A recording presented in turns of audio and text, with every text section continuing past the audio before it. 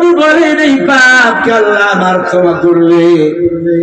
আল্লাহ নবী চোখের পানি ছেড়ে দিয়ে একটা চিৎকার মেরে বলে, রে যুবক, এখন আমি নবীর দরবার ছাড়, তোর মতো পাপীকে আল্লাহ কখনো ক্ষমা করবে না। যুবক বেহুশ হয়ে গেল। আমি এটা কি শুনলাম? আল্লাহর আদালতে তো আমাকে দাঁড়াতেই হবে। আলা ইলাল্লাহি তাসিরুল উমুর। আলা মানে সাবধান, ইলা মানে দিকে, ইল্লা মানে আল্লাহর দিকে। আল্লাহ বলে, মানুষ আমারে পছন্দ করো আর না করো, আমি আল্লাহর কাছে ফিরে আসতেই হবে। না যাওয়া লাগবে না? মরবেন না? ও পাবনার মানুষ, এই যে আরিফপুর গোরস্থানের কত মানুষ শুয়ে আছে রে বাবা, তাদের মতো হতভাগা আজকে কেউ নেই, তাদের মতো অসহায় কেউ নাই। যদি আল্লাহ দেখার মতো চোখ দিত আপনাদের, তারা এখন কবরের মধ্যে আনন্দ বসে বসে তাকায় আছে এদিকে আর বলতে আছে, আল্লাহ এই বয়ানগুলো যদি প্রতিদিন হতো, এই সবের একটা অংশ আমাদের কবরে আসতো, আমাদের গুনাহগুলি মাফ হয়ে আমরা জান্নাতি হয়ে যেতাম। এর আল্লাহর বান্দা যুবক, হেদায়েতের মালিক আমার আল্লাহ, কোরআনের পথে চলো, সব ছেড়ে দাও। যুবক যখন বাড়িতে চলে গেল, নবী বলল, তোর ক্ষমা নাই। যুবক নামাজের মধ্যে বসে শুধু কান্দে আর কান্দে আর বলে, আল্লাহ আমি আর গুনাহ করব না, আমি তাওবা করলাম, এখন থেকে নেক আমল করব। আল্লাহ তুমি ক্ষমা করে দাও। বুখারী শরীফের হাদিস। সাথে সাথে আমার আল্লাহ আয়াত নাজিল করলেন, সূরা ফুরকান ৭৭ নম্বর আয়াত। আল্লাহ বলে, নবী নবী দৌড়ান, আপনি সুসংবাদ দেন। ওয়াসারিউ, যারা গুনাহ করার পরে আমি আল্লাহর কাছে মাপ চাওয়ার জন্য দৌড়ায়, আমি আল্লাহ তখন বান্দার গুনাহগুলোকে নেক বানিয়ে দিই। সুবহানাল্লাহ বলে। আমার আল্লাহ বলেন, ইল্লা মান তাবা ওয়া আমানা ওয়া আমিলা আমালান সালিহা ফাউলাইকা ইউবাদদিলুল্লাহু সাইয়্যাতিহিম হাসানা ওয়া কানাল্লাহু গফুরার রহিমা।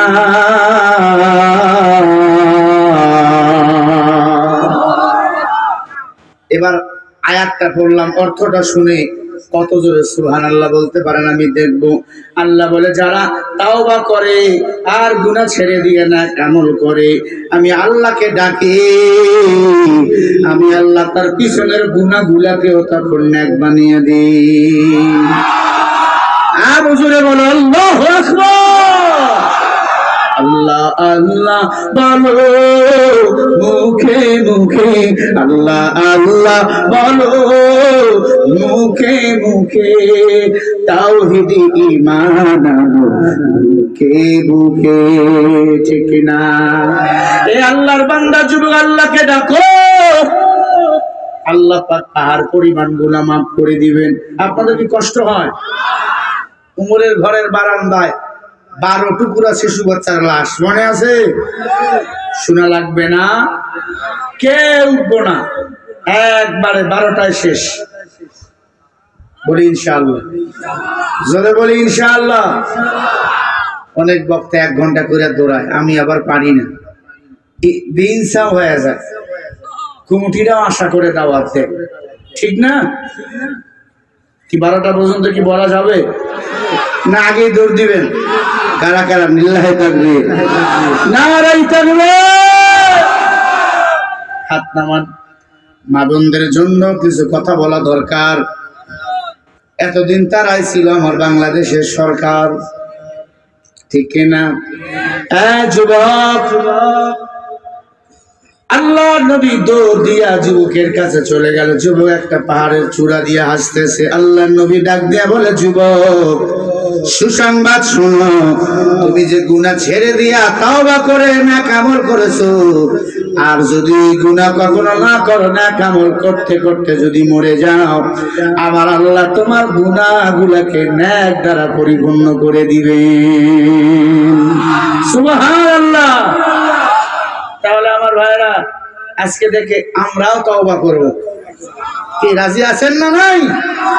তাওবা করে যদি নেক আমল করি, ফাউলাইকা ইউবাদদিলুল্লাহু সাইয়্যাতিহিম হাসানা ওয়া কানা আল্লাহু গফুরুর রহিমা। আল্লাহ বলে, আমি আল্লাহ গফুর, আমি আল্লাহ দয়ালু। বান্দার গুনাহগুলোকে নেক বানাইয়া, বান্দাকে নিষ্পাপ বানাইয়া আমি আল্লাহ বেগুনাহ বানাইয়া ক্ষমা করে দিই। বলেন সুবহানাল্লাহ। আর জোরে বলেন। মুসলমান, গুনাহ ছেড়ে দিয়ে কোরআনের পথে চলো। যতদিন বাঁচবো কোরআনের পক্ষে থাকবো। কোরআনের পক্ষে থাকলে বলেন সম্মান বাড়াবেন কে? আরো জোরে বলেন। এই যে আমি শরীফুল ইসলামকে চিনতেন না, এই যে আমার মাওরে চেনেন না, আমার বাবাকেও চেনেন না, আমার পরিবার কেমন, আমার বংশ কেমন চেনেন না, কিন্তু এত মোহাব্বত কেন সারা দুনিয়ার মানুষ করে? কারণ আমার সিনায় কোরআন, নবীজির হাদিস, কোরআন ওয়ালাদের মোহাব্বত করেন কে? আরো জোরে বলেন।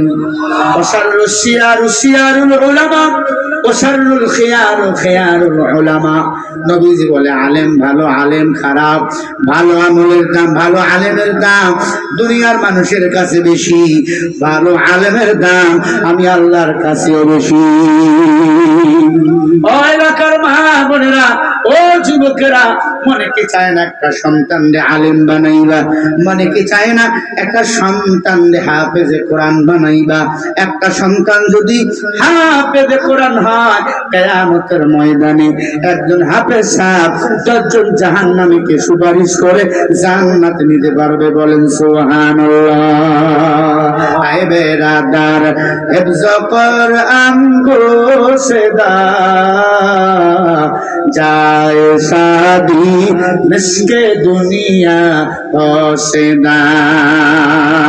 যদি কারো সন্তান হাফেজ হয়, কিয়ামতের ময়দানে আমার আল্লাহ ওই মা বাবার মাথার মধ্যে নূরের টুপি পরিয়ে দিবে। টুপিটার দাম কত জানেন? সারা দুনিয়া যদি 8000 বার বিক্রি হয়, ওই হাফেজে মা বাবার মাথার নূরের টুপির সমান মূল্য হবে। আরো জোরে বলেন। এ আম্মা জান, মনে কি চায় না একটা ছেলের হাফেজ বানাইবা? তুমিও মা, আমার মাও মা। ও বাবা, তুমিও বাবা, আমার বাবাও বাবা। মনে করছে কোটিপতির সন্তান আমি, গরিবের গোলা, কষ্ট করে মাদ্রাসায় লেখাপড়া করাইছে, আল্লাহ সম্মান কমায় নাই। আল্লাহ তো ইজ্জত দিয়েছে, অহংকারী নয়, বুঝার জন্য বলি। যারা বলে আলেমরা ভাত পায় না, না না, সাধারণ মানুষ তোমরা ভাত পাও না, আলেমরা এখন ভাত আর দাওয়াত খায় না। ঠিক না? দাওয়াত আমরা খাই না। বলেন কুমুটিরে কি খাইছি? আসার সময় শুধু খেজুর খাইয়া গেলাম, খাবার রুচি নাই, কত খাই। ডানে বন্ধু, বামে বন্ধু, এত বন্ধু। চিন্তা করলাম অন্ধকার কবরে যদি কোরআন নিয়ে যায়, ওই কবরে আমার আল্লাহ আমার রাসূল বন্ধু হয়ে যাবে।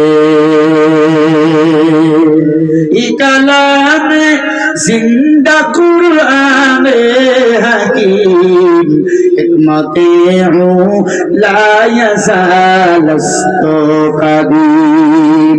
এই জন্য আল্লাহ বলেন, কেউ যদি কোরআনের জন্য জীবন দিতে পারে, তারা মরে না, তারা হলো শহীদ। আর শহীদদেরকে আমি আল্লাহ বিনা হিসাবে জান্নাতের মেহমান বানিয়ে দিই। সুবহানাল্লাহ। কোরআন রাস্তায় একটা ছেলেকে দাও, ওই সন্তান দুনিয়াতে সম্মানিত হবে, অন্ধকার কবরে সম্মানিত হইয়া জান্নাতে তোমাকে আমাকে সুপারিশ করবে। বলেন ঠিক কিনা? ও যুবক, তোর হাতে ধরি বলি, পায়ে ধরি বলি, বাবা মাদ্রাসায় পড়তে টাকা লাগে না, পয়সা লাগে না। আর মাদ্রাসায় অধিকাংশ গরিবের সন্তানরাই পড়ে বাবা। যারা মাদ্রাসায় পড়ে এদের সম্মান ইজ্জত বাড়িয়ে দেয় আমার আল্লাহ। কত ইজ্জুমান কাশা, ইজ্জতের মালিক হলেন আমার আল্লাহ। আফ্রিকার এক কালো সাহাবা গরিব নবীর মাদ্রাসায় ভর্তি হয়ে গেল। আল্লাহর নবীর হাতে হাত দিয়ে কালিমা পড়লেন, আবার আল্লাহর নবীর হাতে হাত দিয়ে মুসলমান হওয়ার পরে নবীর মাদ্রাসায় ভর্তি হয়ে 30 পারা কোরআনের হাফেজ হয়ে গেল। নবীর বাড়িতে থাকেন, নবীর বাড়িতে ঘুমান। হঠাৎ করে যুবক একদিন হাউমা করে কান্না করেন। আল্লাহর নবীজি ডাক দিয়ে বলে, রে যুবক তুমি কান্দো কেন? ডাক দিয়ে বলে, নবী আমি গরিব কিন্তু আমি 30 পারা কোরআনের হাফেজ। ও নবী আমার মাও নাই, আমার বাবাও নাই, আমার মা দুনিয়া থেকে বিদায় নিয়ে চলে গেছে। মাও ছিল বেধর্মী, বাবাও ছিল বেধর্মী রে নবী। আমি গরিব বলে এলাকার মানুষকে আমার মূল্য দেয় না। ও নবী আমি কালো, চেহারাও বেশি ভালো না, আমি বেশি উঁচা লম্বাও না। আল্লাহর নবী বলেন, 4 সিনায় 30 পারা কোরআন থাকবে গো। আমার আল্লাহ কিয়ামতের ময়দানে ওই বান্দাকে 6666 তলা পারি গিফট করবে। কেউ যদি সিনায় কোরআন নিয়ে মারা যায়, সব মাটির পোকাগুলো চেটে চেটে কামড়ে খাবে, কিন্তু তার সিনাটা খাইতে পারবে না। হাফেজদের জিহ্বাটা পচবে না, কারণ জিহ্বা দিয়ে সব সময় কোরআন পড়েছে। হাফেজদের ঠোঁটটা কখনো পচবে না, এই ঠোঁট দিয়ে আল্লাহ কোরআন তেলাওয়াত করেছে। বলেন আল্লাহু আকবার। হাফেজ সাহেবের দল, হাফেজ যারা হয়েছে কোরআন ভুলে যাইও না, না হলে কোরআন কিয়ামতের ময়দানে আল্লাহর আদালতে আপনাকে আমাকে আসামি বানাবে। মানে হাফেজ সাহেব হাফেজ হওয়ার পরে কোরআন পড়েও না, হাফেজ হওয়ার পরে তারাবিও পড়ায় না, আছে না নাই? না বাবা না, কষ্ট করে মাদ্রাসায় পড়ছো, শিশুকালটা মাদ্রাসায় দিয়েছো, যেই সময় সবাই ঘুমায় ওই সময় উঠে আমরা তাহাজ্জুদ পড়ে আল্লাহর কোরআন তেলাওয়াত করেছি। এত কষ্ট করে হাফেজ হইলাম, এত কষ্ট করে আলেম হইলাম, এটা যদি ভুলে যায় আমার মতো কপাল পোড়া কেউ না। দেখো হাফেজ কোরআনের কত দাম।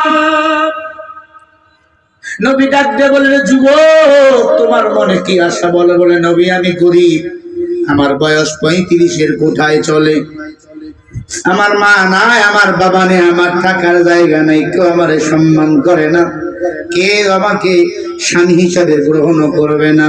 আল্লাহ নবী বলে, যুবক আমি বুঝতে পারছি তোমার স্ত্রীর দরকার, তোমার বিবাহের দরকার, তোমার টেনশন কেন? তোমার সিনায় কোরআন, কোরআন ওয়ালাদের ইজ্জত বাড়িয়ে দেন আমার আল্লাহ। কোন বিয়ে পাস, কোন এমএ পাস, কিয়ামতের ময়দানে একজন জাহান্নামীকে সুপারিশ করতে পারবে, এই গ্যারান্টি আছে? আছে? এরপরে হুজুরদের সম্মান দেই না, কয় মোল্লার দর মসজিদ পর্যন্ত। না না, মোল্লার দর এই পৃথিবীর সব স্থানে। কথা বলেন ঠিক কিনা? আমার নবীজি নিজেই ছিলেন 30 পারা কোরআনের হাফেজ। সুবহানাল্লাহ বলেন। আমার নবীজি যদি হাফেজ ছিলেন, আমাদের সন্তানদের হাফেজ বানাতে অসুবিধা আছে? জোরে বলেন ভাইরা আমার। যুবক বলে, রাসূলুল্লাহ আমার তো বয়স হয়ে গেছে, আমার একটা বিবাহের দরকার। আল্লাহর নবী একটা চিঠি লিখলেন, ডাক দিয়ে বলে, তুমি মক্কায় চলে যাও। মক্কায় একটা বিশ্ব সুন্দরী মেয়ে আছে, তার বাবার নাম হলো আব্দুল ওহাব ইয়ামিনী। যাও যাও, আমি নবী বলে দিলাম তার সাথে তোমার বিবাহ দিয়ে দিবে। যুবক বলে, এতদিন তো ভাবছিলাম বিয়েই হবে না, কারণ গরিব, ঠোঁট মোটা মোটা, মাথার চুলগুলো মোটা মোটা, নাকটা বসানো, দেখতে সুন্দর নয়, অসুন্দর, আফ্রিকার মানুষ। যুবক চিঠি নিয়ে রওনা হয়ে গেল। আল্লাহর বান্দার বাড়িতে গিয়ে ঢুকলেন, সালাম দিলেন, আসসালামু আলাইকুম ওয়া রাহমাতুল্লাহ। সালাম দেওয়ার পর জবাব, আল্লাহর বান্দা বাড়ির ভিতরে প্রবেশ করলেন। কে তুমি? বলে আমি সাআদ। কোথায় বাড়ি? বলে মদিনায়। মক্কায় কেন আসছেন? বলে রাহমাতুল্লিল আলামিন এই চিঠিটা আপনারে দিছে। আর আপনার যে একটা সুন্দরী মেয়ে আছে, ওই মেয়েটার বিবাহ আমার সাথে দিতে বলছে।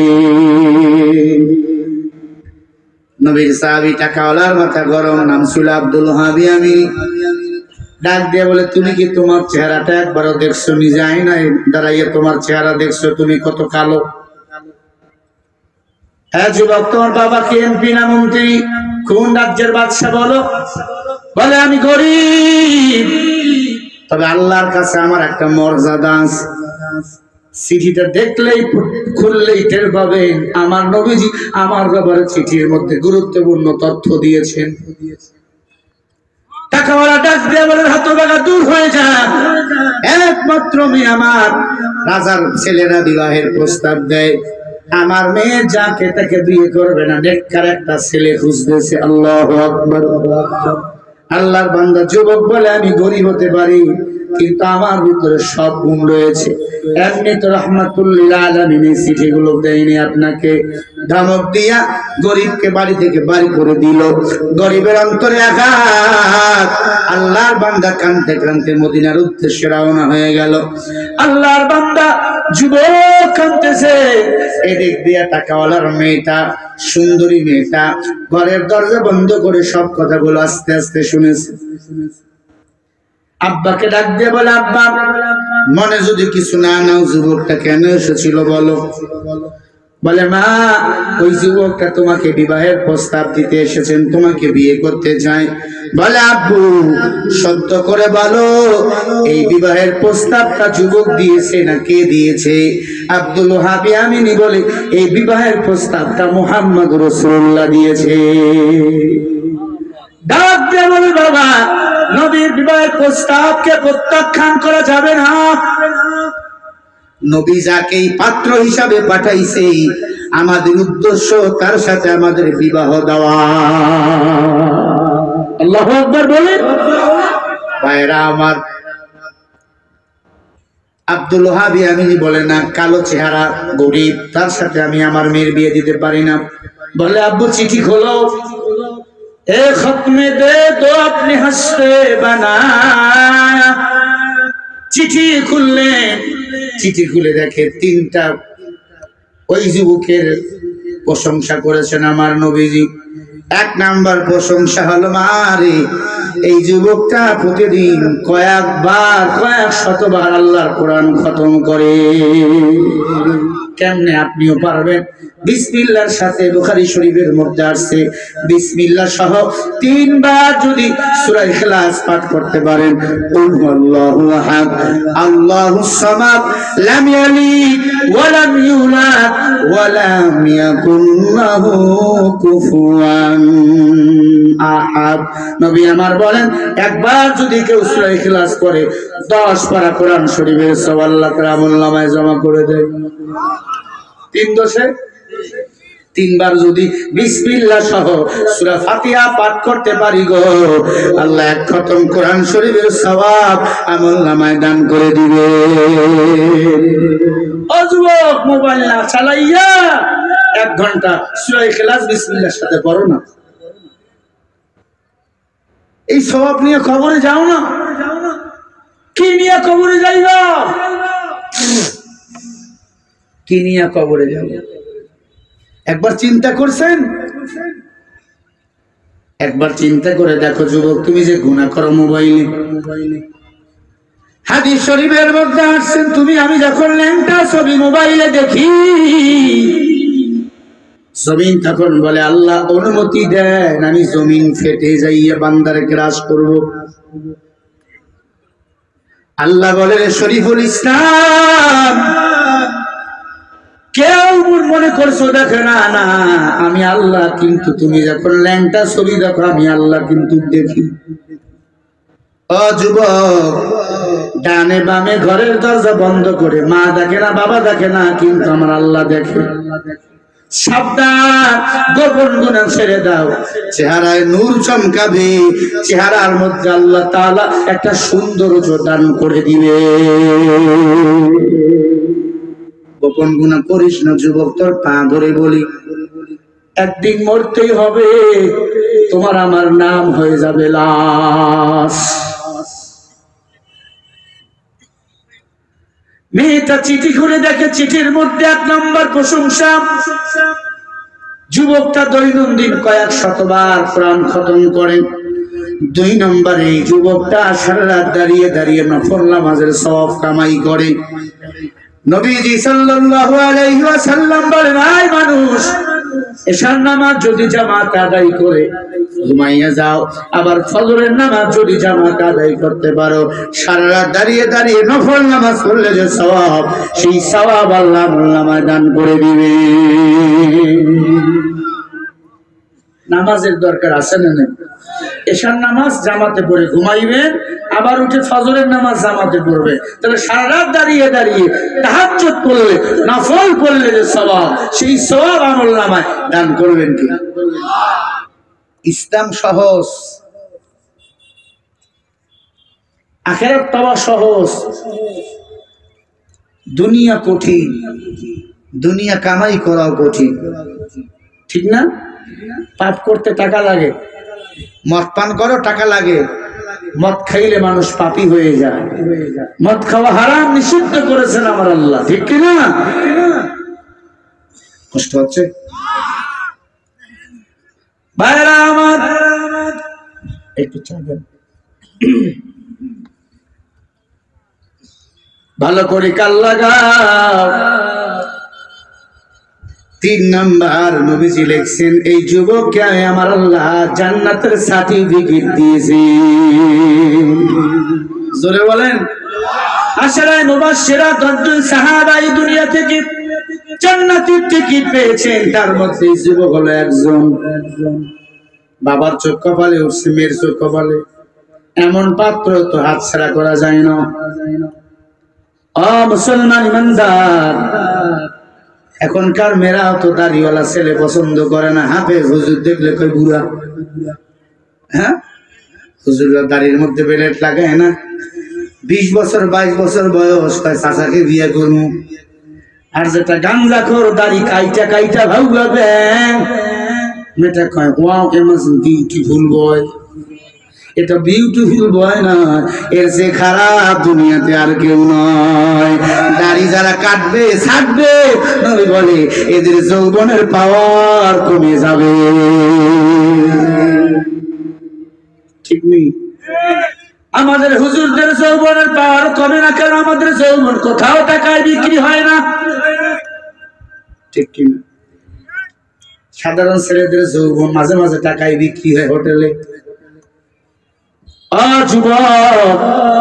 খবরদার খবরদার, তোর পা ধরে বলি বাবা, দাড়িটা কাটবি না, ছাড়বি না, মর্যাদা বাড়িয়ে দিবেন আমার আল্লাহ। অন্ধকার কবরে যদি দাড়ি বিহীন চলে যাও, মরার পরে কি দাড়ি আর গজাইবে? কথা গজাইবে? তাহলে দাড়ি যে কাটলা তুমি, কিলিং সেট দিলা, ওই দিন যদি মরণ হয় কি হবে? ফেরেশতারা এসে বলবে, মার রব্বুকা, রবের পরিচয় দাও। রবের সুন্নতের দাড়ি তুমি রাখোই না, নবীজির সুন্নত তুমি মানোই না, রবের পরিচয় কি দিবা? এই যুবক, তোর পা দুইটা দিয়ে দি, তোর মতো আমি শরীফ হলো যুবক। ইচ্ছা করে নামাজ ছেড়ে দিতে পারি, দাড়িটা আমিও কামাইতে পারি, কেউ জোর করবে না। কণ্ঠ আল্লাহ কাম দেয় না, অহংকারী নয়, বোঝার জন্য বলি। ওই মিরপুর 6 যদি হারমোনিয়াম নিয়ে টান দেই, কোন মাইয়া পিছন ঘুরবে না বলো? আল্লাহর কোরআন নবীর হাদিস পড়িয়া দেখলাম, পিতা মাতায় কষ্ট করে মাদ্রাসায় পড়াইছে, কিয়ামতের ময়দানে আল্লাহ যদি বলে কি নিয়ে আইছে, আমার আব্বা আম্মায় বলবে আল্লাহ একটু সন্তানরে হাফেজ বানাইছে, আলেম বানাইছে, এর ওসিলা করে মাফ করে দাও। ওই দিন যদি আমি গুনাহ নিয়ে যাই, আল্লাহর কসম আমার মা বাবার মুখে চুনকালি, আমার মুখেও চুনকালি লেগে যাবে। অযুবক, গুনাহ ছেড়ে দে, নামাজটা ছাড়িস না, মা বাবারে কষ্ট দিস না, নবীরে আর কাঁদাস না। রাসূলের সুন্নতের আমল কর, আল্লাহ ইজ্জত বাড়াইয়া দিবেন। মেয়ে বলে বাবা এমন যুবক তো লাখে একটা। আব্বা জান তুমি আমার ঘোষণা শুনে নাও, আমারে যদি বিয়ে করতেই হয় এই যুবকরে বিয়ে করব, আর অন্য কাউকে বিয়ে করব না। সুবহানাল্লাহ বলে বিবাহ ঠিক হয়ে গেল। খেয়াল করেন, মেয়ের বাবা বিবাহ নিজেই ঠিক করলেন, নবীকে বললেন, নবীজি বিবাহ ঠিক করলেন।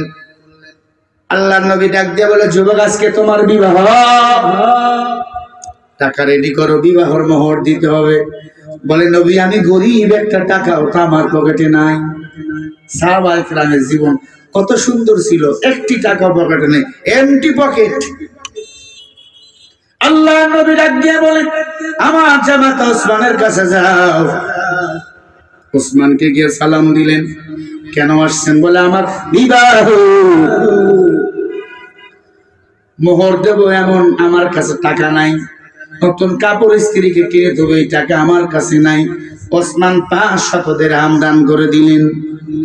ওসমান এই দান কেন করলেন? বলে কিয়ামতের ময়দানে এই দানের বিনিময়ে আল্লাহ যেন আমাকে ক্ষমা করে দেয়। ওসমান হাসতেছেন। সাদ সালমি বলে ওসমান হাসেন কেন? বলে তুমি জানো না দানের বিনিময়ে আল্লাহ নগদ 3টা পুরস্কার দেয়। জোরে সুবহানাল্লাহ বলবেন। পুরস্কার নাম্বার 1, পুরস্কারগুলো শোনার পরে সুবহানাল্লাহ বলবেন। 1 নাম্বার পুরস্কার দান যারা করে আল্লাহ তাদের হায়াত বাড়াইয়া দেয়। 2 নাম্বার পুরস্কার দান যারা করে আল্লাহ কুদরতি হাত দ্বারা ওই বান্দাকে নিজেই বিপদ থেকে হেফাজত করে। 3 নাম্বার পুরস্কার দান যারা করে ওর মা বাবা আপনজন যারা কবরে ঘুমায় আল্লাহ ওই মা বাবা আপনজনের কবরের আযাব সাথে সাথে মাফ করে দেয়। বলো না সুবহানাল্লাহ। রাগ করতেছেন? খারাপ লাগে ভাই? লিল্লাহি তাকবীর, নারায়ে তাকবীর। এই যুবক খারাপ লাগে বুঝছেন? তাহলে ছেড়ে দেই, ছেড়ে দেই। একটা মারছে আজকে, তো আজকেই দে দো। ভাইরা আমার ভালো করে কান লাগান, দিলের কান দিয়া শোনেন। বিবাহ হয়ে গেল, নবীজি নিজেই বিবাহের খুতবা দিলেন। খুতবা দেওয়ার পর কিছু টাকা দিয়ে যুবককে মদিনার বাজারে পাঠাই দিলেন। হৃদয় বিদারক ঘটনা একটি। যুবক মদিনার বাজারে গিয়া বাজার সদাই করতেছেন, নতুন পোশাক কিনলেন, খানা কিনলেন। হঠাৎ করে আসরের সময় মাইকের মধ্যে কে যেন ডাক দিয়া বলে হাইয়া আলাল জিহাদ, হাইয়া আলাল জিহাদ, হাইয়া আলাল জিহাদ। জিহাদের ময়দান কায়েম হয়ে গেছে। নবীকে বেঈমানরা মাইরা মাথা ফাটাইয়া দিছে। যুবক এবার চিন্তা করে আমি এখন কি করব? আপনি আমি কি করতাম? শ্বশুর বাড়ি দৌড় দিতাম, শ্বশুর বাড়ি মধুরারি, নতুন বউ বিশ্ব সুন্দরী, বাসরাতে অপেক্ষা, খানা নিয়ে দৌড় দিতাম। সাদ সালমি দোকানদারকে ডাক দিয়া বলে খানা নে, নতুন কাপড় নেই, বিনিময় একটা ঘোড়া দে, আর একটা ঢাল দে, আর একটা তরবারি দে। আজকে না তোমার বাসরাত? বলে আমার নবীর মাথা ফাটাই দিছে বেঈমানেরা। যুদ্ধের ময়দানে ইহুদি খ্রিস্টানরা আমার নবীকে মারতেছে, আমি শ্বশুর বাড়ি গিয়ে বাসর করব, এটা আমি নবীর সাহাবী আদর্শ হতে পারে না। ঘোড়ায় চড়ে যুদ্ধের ময়দানের দিকে রওনা। সন্ধ্যা হয়ে গেছে। মাঠের মধ্যে দাঁড়াইয়ে মাগরিবের নামাজ পড়তেছেন। পিছন দিক থেকে নতুন স্ত্রী, নববধূ স্ত্রী এসেছে। প্রাণের স্বামী আমার বিয়ে করছেন, আমাকে দেখার অধিকার আপনার এখন আছে। একবার আপনি আমারে দেখেন, আপনি আমার স্বামী, আমি আপনার স্ত্রী, আমার হক আপনার প্রতি আছে, আপনার হক আমার প্রতি আছে। সালাম ফিরাবার পর ডাক দিয়ে বলেন স্ত্রী আমি জানি তুমি বিশ্ব সুন্দরী, মক্কার সব ছেলেরা তোমাকে দেখার জন্য পাগল। পৃথিবীর কোন মানুষ তোমার চেহারা দেখতে পারেনি আমি জানি, কিন্তু বিবি এই মুহূর্তে তোমার চেহারা আমি দেখতে পারবো না। কারণ কি? তোমার চেহারায় লাবণ্য সৌন্দর্য দান করেছেন আমার আল্লাহ। তোমার চেহারা দেখার পর যদি আমি তোমার রূপে পাগল হয়ে যাই, আর যদি নবীজির যুদ্ধের ময়দানে আমি যাইতে না পারি, কিয়ামতের ময়দানে আল্লাহর আদালতে আমাকে আসামি হিসাবে দাঁড় হতে হবে। স্ত্রীর হাতের মধ্যে একটা মোমবাতি টুই টুই করে জ্বলতেছে।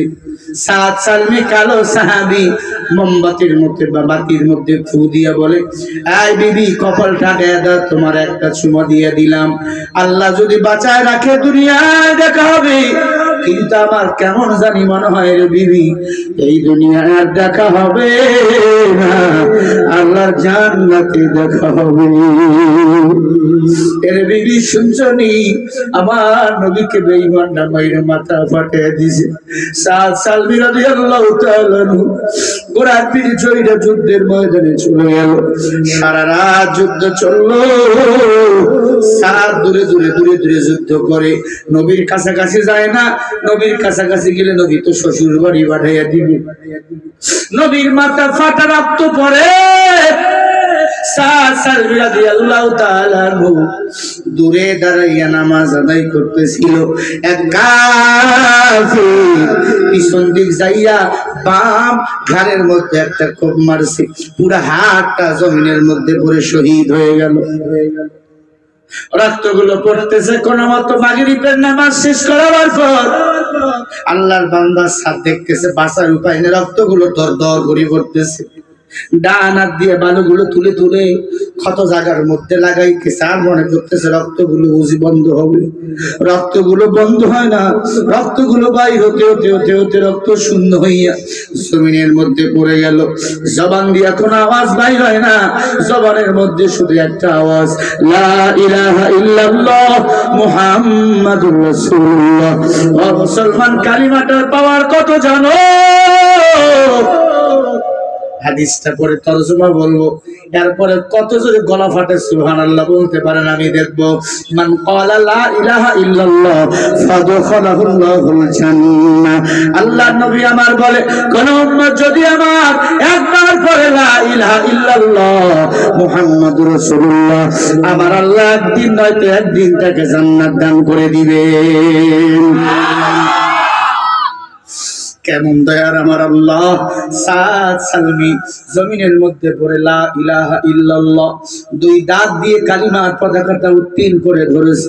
আমার ভাই আবু সাঈদ যেমন দুই হাত প্রসারিত করে দিয়ে বলেছিল, তোমরা আমাকে গুলি করো, কিন্তু ওরা জানতো না যেই পুলিশের সামনে হাত পেতে দিছে, এই পুলিশেরা মানুষের বাচ্চা না।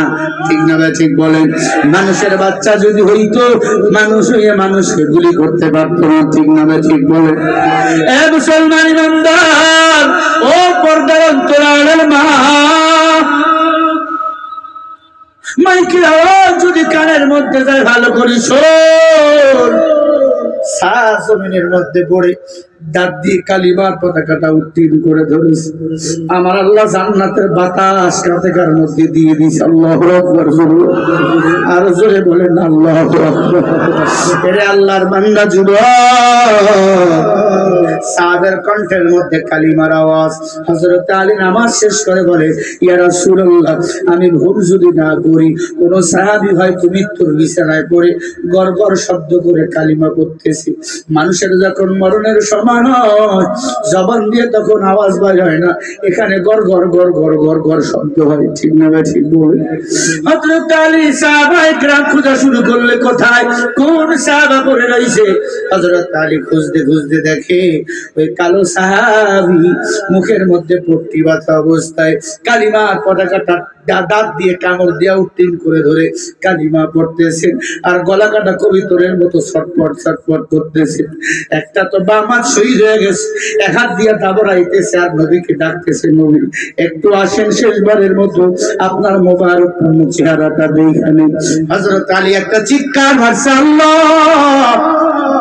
এমন দৃশ্য দেখবো আমি আলী অপেক্ষা করি নাই, নবীকে দৌড় দিয়ে চলে আসে। আল্লাহ নবী চলে আসলেন, আসাবার পর ডাক দিয়ে বলে, আলী কি হয়েছে? বলে, দেখেন যারা আপনি গতকালকে বিবাহের খুতবা দিয়েছেন, স্ত্রীর মোহাব্বত বাদ দিয়া আপনি নবীর মোহাব্বতে যুদ্ধের ময়দানে চলে আসছেন। আল্লাহ নবী গজরায় ধরে বলে, রে সাহাবা, আমি নবীর মোহাব্বত তো দিলের মধ্যে আল্লাহ এত ভয়দা করে দিয়েছে, নতুন স্ত্রীকে ছাড়িয়া আমি নবীর কাছে চলে আসছি। সাহাবা নবীর কানে কানে ডাক দিয়ে বলে, ইয়া রাসূলুল্লাহ, আমি ছিলাম বেধর্মীর ঘরে সন্তান, কালিমা করে মুসলমান বানিয়ে দিয়েছি। যেদিন থেকে মুসলমান হয়েছি আমার দিলের তামান্না আল্লাহ রাসূলকে ছাড়া আমি কোথাও থাকবো না। নবী শাহাদাতের মৃত্যু বরণ আমি করবো রে নবী। আমার আল্লাহ ফেরেশতা নিয়ে এসেছে আমাকে জান্নাতে নেওয়ার জন্য। বলেন আল্লাহু আকবার। ও নবী আমার একটু শক্ত করে ধরবেন নবী, আমার ভয় লাগতেছে। ও নবী গো, আমার আল্লাহ আমার এই মরণে কি খুশি হবেননি? নবী, আমার টাকা নাই, পয়সা নাই, দান করতে পারিনি, আমার জীবনটাই আমি আল্লাহকে দিলাম। আল্লাহ তো বলেছেন, ইন্নাল্লাহা আশতারা মিনাল মুমিনিনা আনফুসাহুম ওয়া আমওয়ালাহুম বিআন্না লাহুমুল জান্নাহ। সূরা তাওবা 111 নম্বর আয়াত। আল্লাহ বলে, রে মুমিন, তোর জান মাল আমার বিনিময়ে আমি আল্লাহর জান্নাত হলো তোমার। নবী গো, জীবনটা আল্লাহরে দিলাম। বলেন আমার আল্লাহ কি আমার উপর খুশি হবেন? আল্লাহ নবী সাদের কাটা হাতের মধ্যে চুমু দিলেন। আল্লাহু আকবার। আরো জোরে বলেন। কপালে চুমা দিলেন। নবী এত কাঁদা কাঁদলেন, কোন সাহাবার মৃত্যুতে নবী এত কাঁদা কাঁদেন নাই। হযরত আলী বলেন, ইয়া রাসূলুল্লাহ, আপনি এত কাঁদেন কেন? ডাক দিয়ে বলে, আমি কাঁদি, আমি যখন উযু বানাইতাম আমার আব্বাস আর আমার সাদ আমার উযুর পানি বানিয়ে দিত। ও সাহাবায়ে ইকরাম, আমার এই সাদ সব সময় বলতো, ইয়া রাসূলুল্লাহ, আপনি দোয়া করেন আল্লাহ যেন শহীদ মৃত্যু আমাকে দান করে, শাহাদাতের মৃত্যু আমাকে দান করে, শাহাদাতের মৃত্যু আমাকে দান করে। আমি নবী বলেছিলাম, আমি হয়তো আল্লাহ তার বিনিময়ে তাকে শাহাদাতের মৃত্যু দান করেছেন। শহীদ হয়ে গেলেন সাদ, জীবনটা চলে গেল। সাদ নবীজির উরুর মধ্যে রয়েছেন।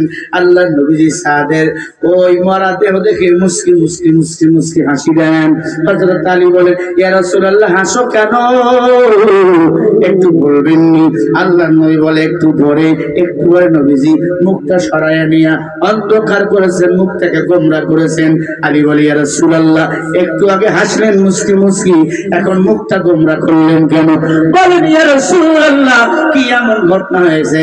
আল্লাহ নবী বলে, সাহাবায়ে কেরাম, আমি যা দেখি তোমরা কিন্তু তা দেখো না।